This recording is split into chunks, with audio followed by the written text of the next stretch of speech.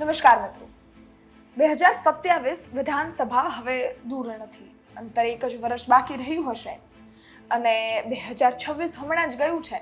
2026નું પરિણામ આવ્યા બાદ બધા જ પક્ષ પોતાનો અલગ અલગ રીતે મનોમંથન કરી રહ્યા હશે કે ક્યાં વધારે ધ્યાન આપવાની જરૂર હતી, ક્યાં નહોતું આપવાનું અને હજી આનાથી સારું પરફોર્મન્સ આપણે કઈ રીતે કરી શકીએ. 2027માં આપણે સારું પરફોર્મન્સ કરી અને સારું રિઝલ્ટ આપણા પક્ષ માટે કઈ રીતે લાવી શકીએ એનું મનોમંથન બધા જ પક્ષો કરી રહ્યા હશે.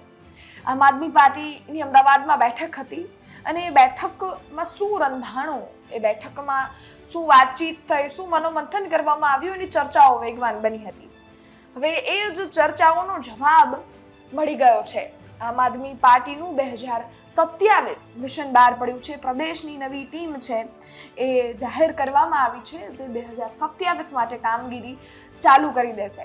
એટલે અત્યારથી જ તૈયારીઓ આમ આદમી પાર્ટીએ ચાલુ કરી દીધી છે. નવી ટીમ છે, એના નામ પણ જાહેર કરી દીધા છે અને હોદ્દાઓ સોંપવામાં આવ્યા છે, જવાબદારીઓ સોંપવામાં આવી છે, જેનાથી 2027નું રિઝલ્ટ છે એ કદાચ એમની માટે સારું સાબિત થઈ શકે એવી શક્યતાઓની લાઈને બધા જ કામગીરી અત્યારથી ચાલુ કરી દેવામાં આવી છે.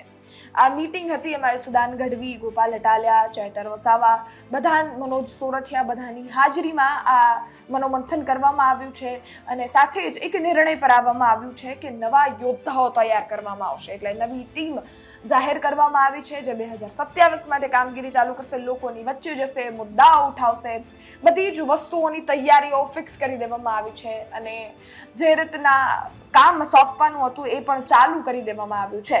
હવે જે લિસ્ટ જાહેર થયા છે એની ઉપર એકવાર નજર નાખીએ તો પ્રદેશ ઉપપ્રમુખ છે એ પણ જાહેર કરવામાં આવ્યા છે. એમાં CA કૈલાશદાન ગઢવી જેવા નામ છે, સાથે જ રામભાઈ જેવા નામ છે, સાથે જ યુવરાજસિંહ જાડેજાના નામ છે, મયુરભાઈ સાગઠિયાનું નામ છે અને જયંતિભાઈ નું પણ નામ છે. સાથે જ અનેક એવા નામો છે જેમનું નામ આ લિસ્ટમાં છે. એ લિસ્ટ તમે બાજુમાં જોઈ શકો છો. સાથે જ અનેક એવી ઉપપ્રમુખના નામ જાહેર કર્યા છે. તો બીજી બાજુ પ્રદેશ પ્રમુખ એટલે વિંગ, અલગ અલગ વિંગ છે એમના પણ મોરચાના જાહેર કરી દેવામાં આવ્યા છે.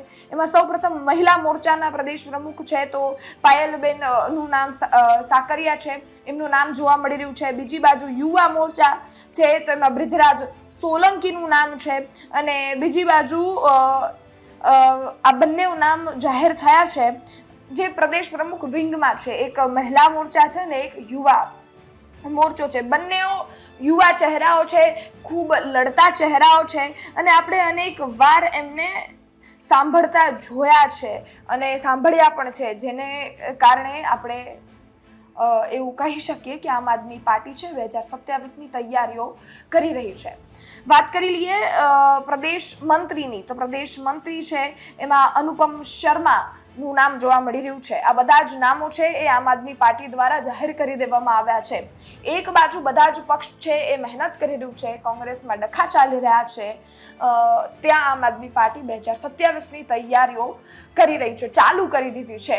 હવે એક વસ્તુ તો છે જ, ચૈતર વસાવાનો ટ્રાઇબલ એરિયામાં ખૂબ દબદબો છે.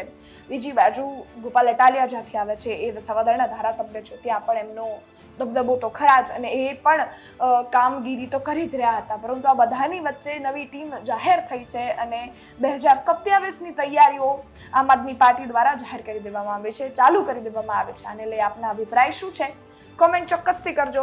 બાકી અમારી YouTube ચેનલ હજી સબસ્ક્રાઇબ ન કરી હોય તો સબસ્ક્રાઇબ કરી દેજો. ઇન્સ્ટાગ્રામ અને ફેસબુક પર જોઈ રહ્યા છો, ફોલો કરજો. ધન્યવાદ.